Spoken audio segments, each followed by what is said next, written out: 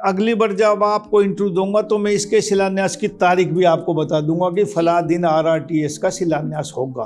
तो जंगल सफारी भी बनानी है और अरावली को बचाना भी है, ये कैसे पॉसिबल हो? नहीं, ये नहीं, आपका ये गलत सोच है। ये बढ़ता हुआ शहर है, आज इसमें करोड़ों की आबादी अनऑफिशियल होगी। वैसे हम कहते हैं कि 30 लाख कागजों में है, लेकिन यहाँ बहुत लोग माइग्रेशन करते हैं, आते हैं, जाते हैं। तो करोड़ के आसपास आबादी गुड़गांव की है। एक रेवाड़ी जिले में IMT को लेकर मांग उठ रही है। आपके पास भी ज्ञापन आया था, केंद्रीय मंत्री राव इंद्रजीत सिंह के पास भी और CM नायब सैनी के पास भी दिया। कोसली के विधायक ने ज्ञापन दिया है। अभी कोसली में CM सैनी रैली करने आए थे, वहां पर उसका जिक्र नहीं हुआ। और मैं ये कह सकता हूँ कि जो भी प्रत्याशी BJP का आएगा दोनों नगर निगम में, वो भारी बहुमत से जीत के जाएगा और यहाँ भारतीय जनता पार्टी का पार्षद और भारतीय जनता पार्टी का मेयर बनेगा। एक मानेसर को नया जिला बनाने की मांग उठ रही है। पटौदी की जो विधायक है उन्होंने भी CM सैनी को पटौदी को जिला बनाने के लिए ज्ञापन सौंपा है, लेकिन कोई नहीं चाहता कि जिला नए नाम से बने। सबको चाहिए कि या तो गुरुग्राम का ही नाम आए, ग्रेटर गुरुग्राम ले लो, गुरुग्राम 1 ले लो, ताकि जो गुड़गांव वाला रुतबा है वो कायम रह सके। आपका क्या मानना है? नए जिले एनवायरनमेंट मिनिस्टर हैं आप, तो आपने डिजिटल इनविटेशन को लेकर आप बहुत ज़्यादा वो करते हैं, तरफदारी करते हैं उसकी, तो कितना कामयाब हो पाया ये? 2026 तक तो इस बात को भूल जाएं कि कोई नया जिला बनेगा या कोई नई तहसील बनेगी या कोई नया सब डिवीजन बनेगा। 2027 में बात करेंगे इस बारे में।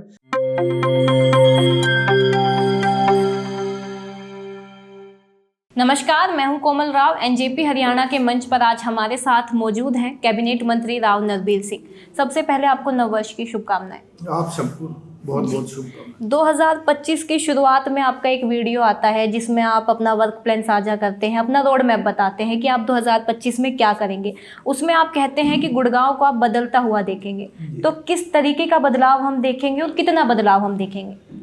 देखो, गुड़गांव ये बढ़ता हुआ शहर है और जब 2014 से 19 तक भाजपा की सरकार थी तो हमने 2019 के लोकसभा के चुनाव से पहले एक अमेंडमेंट करवाया कि 4th फ्लोर की मंजूरी दिवाई town and country planning department से, और ये किया कि भाई 4 मंजिल अलाउड हो जाए। तो बहुत से लोगों ने वहाँ 4 मंजिल की बनाने के लिए पुराने मकानों को तोड़ा, तो इस बीच में इतने मकान टूटे हैं और वो सारा वेस्ट कहीं ना जा करके यहीं सड़कों पे गुड़गांव में पड़ा है।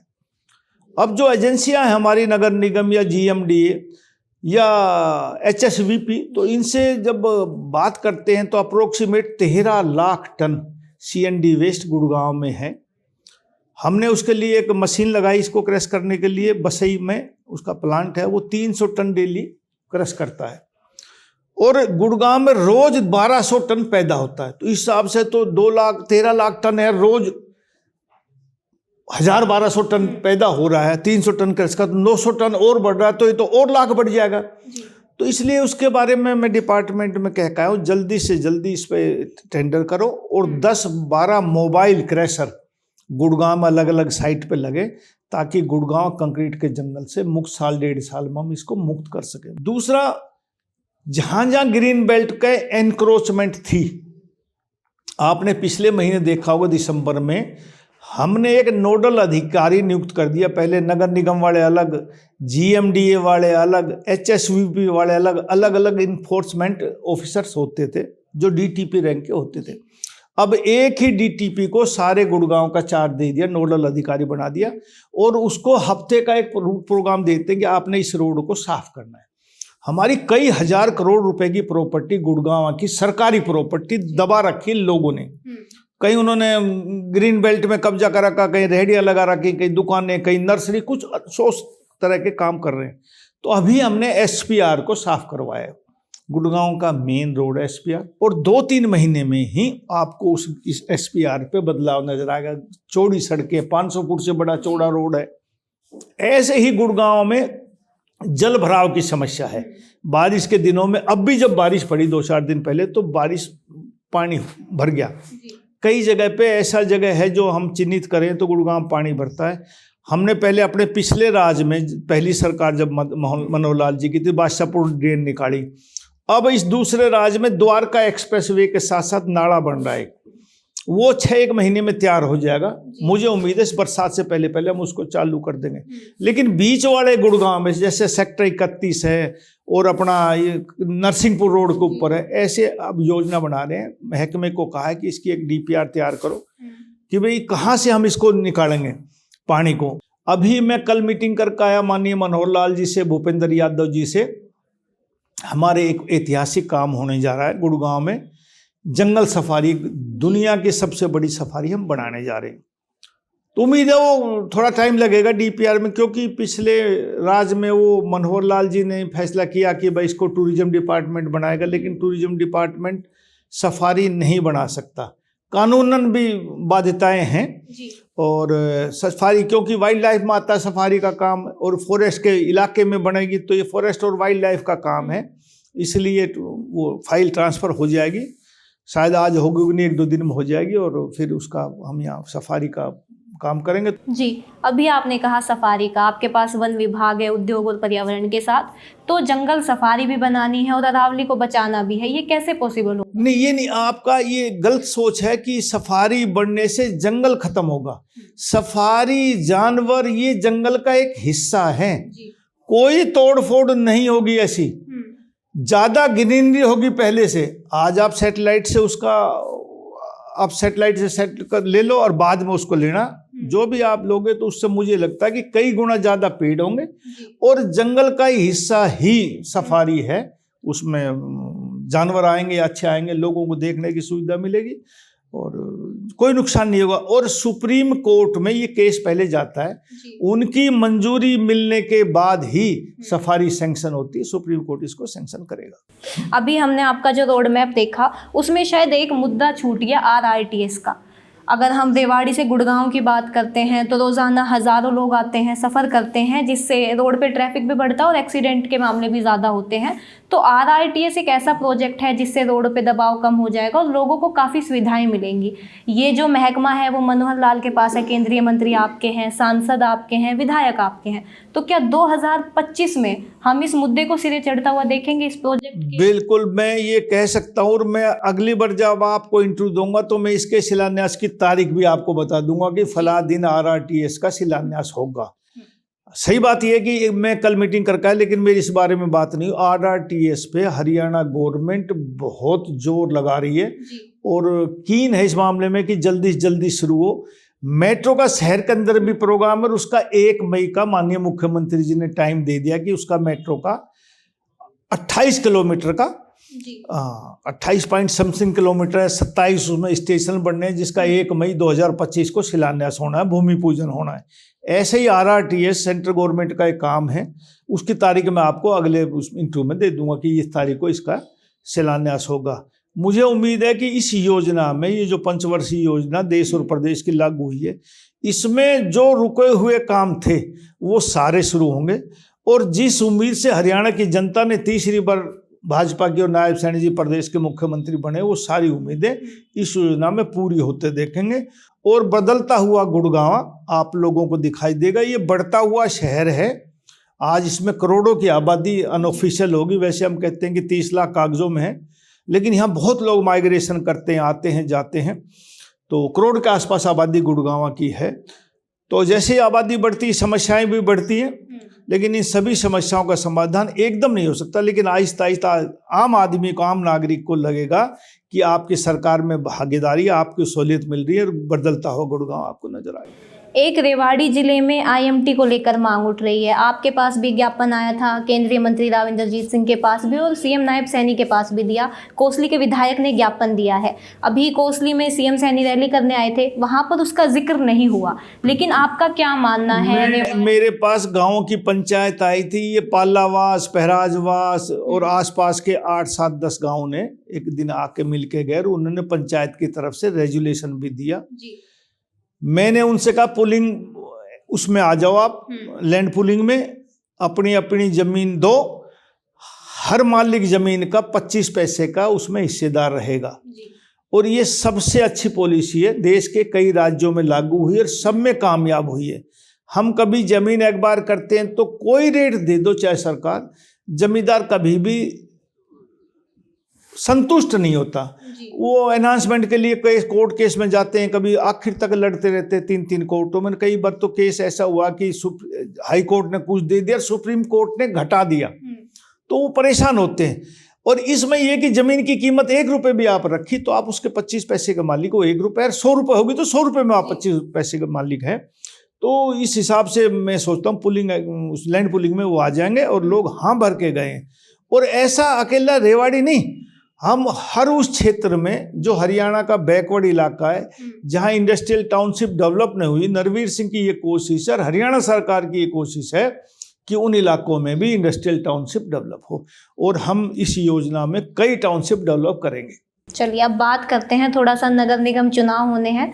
आपका बादशाहपुर जो एरिया है वो मानेसर में भी आता है, गुड़गांव में भी आता है, कुछ हिस्से में आपके नगर निगम चुनाव। तो यहाँ पर जो कैंडिडेट होंगे मेयर के, उनको चुनने में आपकी क्या भूमिका रहेगी और किस तरीके का कैंडिडेट आप पैरवी करेंगे, किस तरीके के कैंडिडेट की क्या खूबी होनी चाहिए? नहीं, ये तो पार्टी तय करती है कौन कैंडिडेट कैसा होगा। गुड़गांव BCA एक महिला के लिए होगा BCA, और मानेसर का जनरल है जी। तो पार्टी अपने बैठती है, प्रत्याशियों के से भी बात करती है, लेकिन संगठन जो फैसला करता है वो प्रत्याशी तय होता है। और जो प्रत्याशी तय होगा हम एक MLA के हैसियत से उसकी मदद करेंगे। और मैं ये कह सकता हूँ कि जो भी प्रत्याशी बीजेपी का आएगा दोनों नगर निगम में, वो भारी बहुमत से जीत के जाएगा और यहाँ भारतीय जनता पार्टी का पार्षद और भारतीय जनता पार्टी का मेयर बनेगा। हम गुरुग्राम के नगर निगम मुद्दों पर काफ़ी बार बात कर चुके हैं, लोकसभा विधानसभा हर चुनाव में बात हुई है। थोड़ा सा मानेसर पे नज़र डालते हैं। वहाँ पर जब हम लोगों के बीच जा रहे हैं तो एक समस्या आ रही है कि एक साथ खोद दिया जा रहा है हर गली हर सड़क को, वो सीवर वगैरह के लिए, तो वो एक एक करके खुदाई होनी चाहिए एक तो, और एक थोड़ी सी गंदगी की दिक्कत है। लोग पहले भी कहा करता ये पहले, अब कोई नया गाँव नहीं खुदा होगा। और मैंने मीटिंग ली, जब भी कहा था किसी नए गांव में सीवर का काम शुरू मत करना। पहले कहीं भी किसी गली को खोद दो तो उसमें पहले सीवर की लाइन डालो, उसके बाद पानी की लाइन डालो, फिर आप उसमें नाली बनाओ और उसके बाद आप सड़क बनाओ, गली बनाओ जो बनानी है। मुझे लगता है जो खुद चुकी वो तो हो चुकी गलतियां, लेकिन अब ऐसा नहीं है कि कोई नई सड़क या नई गली खुदी हो। और प्रशासन भी ठीक है, लोग भी मान रहे हैं कि हाँ ठीक काम हो रहा है। एक मानेसर को नया जिला बनाने की मांग उठ रही है। पटौदी की जो विधायक है उन्होंने भी CM सैनी को पटौदी को जिला बनाने के लिए ज्ञापन सौंपा है, लेकिन कोई नहीं चाहता कि जिला नए नाम से बने। सबको चाहिए कि या तो गुरुग्राम का ही नाम आए, ग्रेटर गुरुग्राम ले लो, गुरुग्राम 1 ले लो, ताकि जो गुड़गांव वाला रुतबा है वो कायम रह सके। आपका क्या मानना है? नए 2025 शुरू हो गया, अब जनगणना शुरू होगी कानूनन रूप में 1 जनवरी 2025 से, जब तक जनगणना नहीं होगी। और डिलिमिटेशन कमीशन 2026 में शुरू होगा। जब तक डिलिमिटेशन कमीशन पूरा नहीं होगा तब तक किसी भी नए जिले को मान्यता नहीं मिल सकती। तो इसलिए 2026 तक तो इस बात को भूल जाएं कि कोई नया जिला बनेगा या कोई नई तहसील बनेगी या कोई नया सब डिवीजन बनेगा। 2027 में बात करेंगे इस बारे में, जब जो भी लोगों की मांग होगी, जैसा सरकार उचित समझेगी, संगठन उचित समझेगा, उस हिसाब से ये जिले, तहसील, गांव, ये नाम भी बदले जाएंगे। सब कुछ समय होगा, आज नहीं हो सकता। अभी आपकी कल ही CM नायब सैनी के साथ और कुछ उद्यमियों के साथ मीटिंग हुई थी आपकी, उसका क्या मोटिव था और कंक्लूजन क्या निकला? कुछ समस्याएं सामने आई होंगी। जब भी बजट आता है तो प्री बजट मीटिंग होती है सभी तबके के लोगों से। व्यापारी अलग है, कर्मचारी अलग है, या इंडस्ट्रियलिस्ट अलग हैं, रियल इस्टेट के अलग हैं। तो सबसे अलग अलग मीटिंग मुख्यमंत्री जी 3-4 जिलों में, हरियाणा के अलग अलग क्षेत्रों में, जैसे हिसार भी जाएंगे, कभी रोहतक जाएंगे, एक बार अम्बाड़ा साइड जाएंगे। तो कल गुड़गांव में इंडस्ट्रियलिस्टों की मीटिंग थी, तो उन्होंने अपनी अपनी मांग रखी है। सबकी मांग लेते हैं, सुनते हैं, रिटर्न में भी लेते हैं। उसके बाद financial secretary, chief principal secretary, principal secretary और मुख्यमंत्री और कंसर्न मिनिस्टर ये बैठ के आकलन करते हैं कि हरियाणा का बजट कितना है, कौन सी इंडस्ट्री को या कौन से महकमे को हमने ये बजट देना, किसानों को देना है, जमींदारों को देना है, इंडस्ट्री डेवलप करनी है, क्या हमने सब्सिडी देनी है। तो उस हिसाब से उस बजट एलोकेशन करते हैं कि भाई ये जरूरी है, हमने प्रदेश को चढ़ाने के लिए किसान आगे ले जाना या इंडस्ट्री आगे ले जाना। उस हिसाब से बात करते हैं जो सरकार जो चाहती है। और जो हमने हमारा संकल्प पत्र घोषित किया था पार्टी ने कि 2024 के लोकसभा विधानसभा चुनाव में, तो उस संकल्प पत्र को भी हम साथ रखते हैं कि भाई हमने लोगों से ये वादा किया है, तो उस वादे के अनुसार भी हम बजट तैयार करते हैं। वो आने वाले समय में आपको जब बजट आएगा तो उसमें दिखाई देगा कि हमने अपने संकल्प पत्र को भी पूरा करने की कोशिश की। ये मेरा आज का आपसे अंतिम सवाल होगा। एनवायरनमेंट मिनिस्टर हैं आप, तो आपने एक डिजिटल इनविटेशन को लेकर आप बहुत ज़्यादा वो करते हैं, तरफदारी करते हैं उसकी, तो कितना कामयाब हो पाया ये? मैं आकलन तो नहीं कर सकता, लेकिन फर्क पड़ता है। और मैं एक बात कहता हूँ, महात्मा गांधी जी ने जब भारत छोड़ो आंदोलन शुरू किया, किताबों पढ़ा, देखा नहीं मैंने, कि भाई जब शुरू में 10-15 आदमी बताते हैं, कोई 13 आदमी कहता है हम फोटो देखते 11 मूर्ति रोड पे देखते 11 मूर्तियां हैं। तो मैंने किसी से पूछा ये क्या मूर्तियां, तो उन्होंने कहा ये जब देश अंग्रेज छोड़ो भारत छोड़ो तो तब की ये मूर्तियां 11 आदमी चले थे, और आहिस्ता आहिस्ता चलते चलते देश इकट्ठा हो गया, लश्कर बढ़ गया। तो उसी प्रकार अब शुरुआत करी हमने, मैं कह रहा हूँ, तो आज 1 करेगा 2 करेगा, लेकिन कुछ ना कुछ फर्क पड़ा है, और आहिस्ता ऐसे आहिस्ता सारा देश एक हो जाएगा। मैं मानता हूँ कि पॉलीथीन ये मुक्त भारत बनेगा। हरियाणा में तो पॉलीथीन सरकारी तौर पर बिकना और बनना बहुत साल से बैन है, लेकिन जब आम आदमी की भागीदारी होगी तो ये आंदोलन भी कामयाब होगा। धन्यवाद। शुक्रिया।